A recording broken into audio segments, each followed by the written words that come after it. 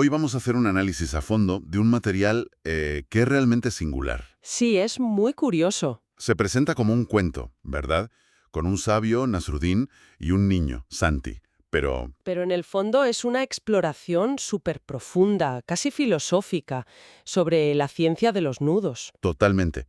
Y la premisa es que los nudos no son solo cosa de cuerdas, de marineros.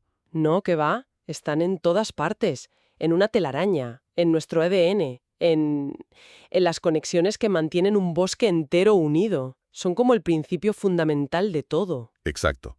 Así que nuestra misión hoy es, pues, desentrañar un poco esas metáforas, ver esas conexiones ocultas entre la biología, la física y, al final, nuestra vida. A ver, como algo tan simple como un nudo puede explicar cosas increíblemente complejas. Y lo hace de una forma muy original. Sí, eso es lo fascinante. Cómo usa los animales de un bosque como guías. Vamos a hablar con una araña que sabe de matemáticas, árboles que tienen su propio Internet. O un pulpo que nos va a hacer preguntas sobre la forma de las cosas. Exacto. Es un viaje a muchas escalas distintas del universo, pero todas unidas por ese hilo común. Pues venga, vamos a tirar de ese hilo. La historia empieza en un sitio llamado el Bosque Desanudado, y es la imagen del caos absoluto. Claro, nada se sostiene. Las telarañas son solo hilos sueltos, los nidos se deshacen. Es una metáfora potentísima del desorden. Sin conexión, sin entrelazamiento, no hay estructura. Son solo elementos sueltos, inútiles. Y en medio de todo esto aparece Don Conejo Científico, que da la definición clave. Dice, un nudo es cuando algo se encuentra consigo mismo y decide no separarse nunca más. Me encanta esa definición. Es más poética que científica, pero captura la esencia, ¿verdad? Totalmente. La idea de autointeracción y de permanencia. Y la primera en ponerlo en práctica es Doña Araña, que teje el nudo trébol. Que a primera vista parece un nudo simple, pero el texto insiste en que es fundamental. ¿Qué tiene de especial? Ahí está la clave. El nudo trébol es, en matemáticas, el nudo no trivial más simple. ¿Qué significa no trivial? Pues que es el primer nudo de verdad que no puedes deshacer por mucho que no muevas, a no ser que cortes la cuerda, claro. Es como el átomo de los nudos. ¿Vale? Y lo teje con su seda, que es una maravilla de la ingeniería. A nivel molecular, las proteínas de la seda tienen partes, digamos, pegajosas y partes resbalosas. Al salir, se pliegan, se anudan entre sí. O sea que las partes pegajosas se agarran unas a otras. Exacto. Y crean una red interna que le da una fuerza, bueno, extraordinaria. Entiendo. La fuerza de la telaraña no es el hilo en sí, son los millones de nudos moleculares invisibles que tiene dentro. Ahí está. Y luego está el pájaro carpintero, que tiene otro problema: unir dos ramas distintas. Y su solución es el nudo cuadrado. Un nudo completamente distinto. El nudo trébol se anuda sobre sí mismo, pero el cuadrado es para unir dos cosas diferentes. La imagen que usan es preciosa, un abrazo justo. ¿Como un apretón de manos? Exacto. ¿Y aquí cómo funciona? Pues no es por adhesión molecular, es por fricción. ¿Fricción? Sí, las fibras de las ramas están hechas de celulosa. Son como pajitas microscópicas. Al apretarlas con el nudo, la fricción entre todas ellas se multiplica de una forma exponencial. Proponen un experimento muy gráfico, el de entrelazar los dedos de las manos. Claro. Si entrelazas los dedos y alguien intenta separarte las manos tirando de las muñecas, es casi imposible. ¿Es verdad? Esa es la fuerza del nudo, la fricción magnificada. Vale. Tenemos nudos físicos, pero ahora el texto da un salto a lo que no podemos ver, a los nudos invisibles. Exacto. Nos presenta un río que se ha secado. Y la razón es que las moléculas de agua olvidaron hacer nudos de hidrógeno. Y la analogía es genial. Dice que cada molécula de agua, H2O, es como un Mickey Mouse microscópico. La cabeza es el oxígeno, las orejas los hidrógenos. Y el nudo se forma entre diferentes Mickeys. Precisamente, porque el oxígeno es más egoísta, por decirlo de alguna manera, con los electrones. Así que tiene una carga un poquito negativa. Ah, claro. Y las orejas de hidrógeno se quedan un poco positivas. Justo, son como imanes diminutos. La oreja positiva de un Mickey se pega a la cabeza negativa de otro. Y ese es el puente de hidrógeno. Ese abrazo magnético es un enlace muy débil, se rompe y se rehace constantemente, pero la fuerza colectiva de billones de ellos es lo que hace que el agua sea líquida y es lo que crea la tensión superficial. El experimento del vaso de agua. Llenarlo hasta el borde y seguir echando gotas. Sí, y se forma esa cúpula, esa piel. Esa piel son los nudos invisibles. Son las moléculas de la superficie agarrándose entre ellas con más fuerza que las del aire. Es increíble. Y esta idea de que la forma, el plegado, determina la función, nos lleva directos a las proteínas. El ejemplo que ponen es una lagartija caminando por el techo. Sí. ¿Cómo lo hace? Por los nudos de sus proteínas. Una proteína es una cadena larguísima de aminoácidos, pero así, estirada, no sirve para nada. Tiene que plegarse. Tiene que plegarse sobre sí misma, en una forma tridimensional súper específica. Su función depende de su nudo. Y en la lagartija, las proteínas de sus patas se pliegan formando ganchitos. Millones de ganchitos a escala nanométrica que se enganchan a la superficie. Entonces, un nudo correcto, una función correcta. Pero, ¿y si el nudo se hace mal? Esa es una de las grandes preguntas de la biología. El plegamiento incorrecto, un nudo equivocado, está detrás de enfermedades terribles. ¿Como el Alzheimer? Por ejemplo, ciertas proteínas se pliegan mal, se pegan unas a otras y forman agregados que matan a las neuronas. O en la fibrosis quística, una proteína mal plegada no puede transportar iones y, bueno, las consecuencias son devastadoras. ¡Qué fuerte! Un error de anudado a una escala que ni imaginamos tiene esas consecuencias. Demuestra la precisión casi milagrosa con la que funciona todo. Y esta idea de forma-función no es solo para tareas físicas. Quizá los nudos más importantes son los que guardan información. Y aquí entra la mariposa monarca. Vuela 4.000 kilómetros, un viaje que nunca ha hecho, y llega al mismo sitio donde hibernaron sus tatarabuelos. ¿Cómo?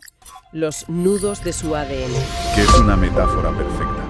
El ADN de una sola célula, si lo estiramos, mide 2 metros. 2 metros. ¿Y cómo cabe en un núcleo microscópico? Porque está increíblemente anudado, súper enrollado sobre unas proteínas, las histonas, que son como carretes, y esos carretes se vuelven a anudar. Es una obra maestra de logística. Y un gen es un nudo concreto en esa cadena, una instrucción. Eso es. En la mariposa la instrucción es, cuando los días se acorten, vuela hacia el sur-suroeste. Sí. Y esa información, ese nudo, se pasa de generación en generación. Y aquí el concepto se expande de una forma espectacular. Sí, porque la información no solo está anudada dentro de los individuos, sino también entre ellos. El Internet del bosque. La red micelial, que no es ninguna metáfora, es real. Son los filamentos de los hongos que conectan bajo tierra las raíces de casi todos los árboles. Creando una red gigantesca de intercambio. De intercambio de recursos, sí.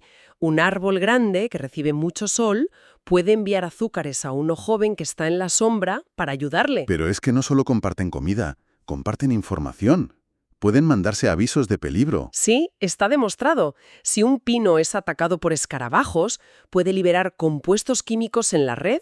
Esas señales viajan y las captan otros árboles, incluso de otras especies. ¿Y qué hacen? Al recibir la alerta, empiezan a producir sus propias defensas químicas. Se preparan para el ataque antes de que llegue. Es increíble. Convierte el bosque en una especie de superorganismo cooperativo. Cambia por completo nuestra percepción, desde luego. Y esta idea de nudos dinámicos, vivos, nos lleva a otro nivel. A los nudos vivientes. El ejemplo es el de las hormigas de fuego. Para cruzar un río, se agarran unas a otras por las patas y las mandíbulas y forman una balsa flotante. Un ejemplo clásico de autoorganización. No hay un jefe que dirija. Cada hormiga sigue unas reglas simples y de la interacción de todas emerge una estructura funcional. Cada hormiga es un hilo, pero juntas son una estructura adaptable, resistente. Y esto inspira a la ciencia, a la biomimética. Claro. Se estudia para diseñar materiales que se autorreparan o redes informáticas más resilientes. Si un servidor se cae, el tráfico se redirige por otras rutas. Es el mismo principio, un nudo vivo, descentralizado. Todo esto empuja la definición de nudo al límite y nos lleva a la pregunta del pulpo Octavio. ¿Cuál es la diferencia entre un nudo y un simple enredo? Aquí entramos en el maravilloso mundo de la topología. La geometría elástica. Eso es, donde no importan las distancias ni los ángulos, sino las propiedades esenciales de una forma. La explicación es muy intuitiva.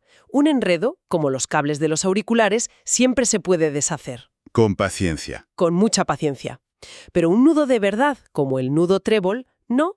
Por mucho que lo estires o lo retuerzas, no puedes convertirlo en un círculo simple. La única forma es cortarlo.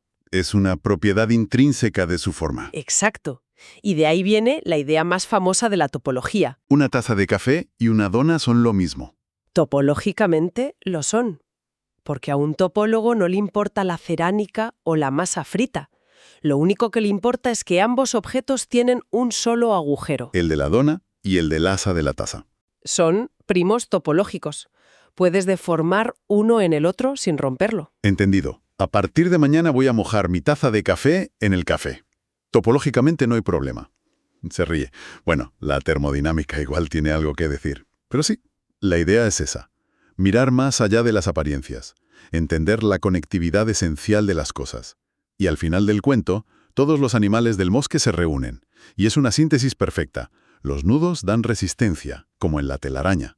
Conexión, en el nido. Memoria en el ADN, cooperación en las hormigas, comunidad en la red de raíces. Y Nasruddin lo lleva al plano humano.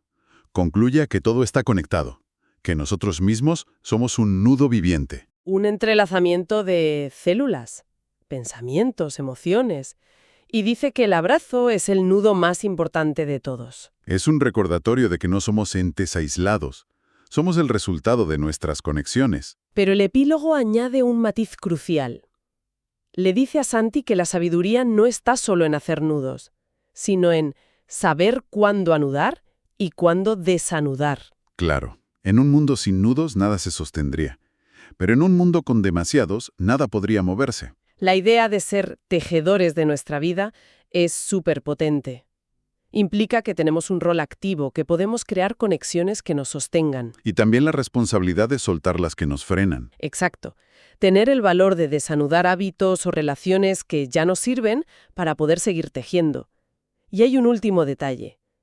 Cuando Santi le pregunta a Nasruddin qué nudo es él, responde que es un nudo de Borromeo. ¿Y eso qué es? 3 juntos son inseparables, pero si quitas uno, cualquiera, los otros 2 se sueltan. Vaya, no están enlazados de dos en dos. No. Su conexión depende de que estén los 3. Y Nasruddin dice que sus 3 anillos son la sabiduría, la simplicidad y el humor. Si pierde uno solo, el nudo se deshace. Deja de ser el mismo. Lo que nos deja con una pregunta final para reflexionar, ¿no? Si tuviéramos que vernos como ese nudo de Borromeo, ¿cuáles serían esos 3 anillos que forman la esencia de lo que somos? Y sobre todo, si uno de ellos desapareciera, ¿qué pasaría con los otros 2? ¿Seguiría existiendo el nudo?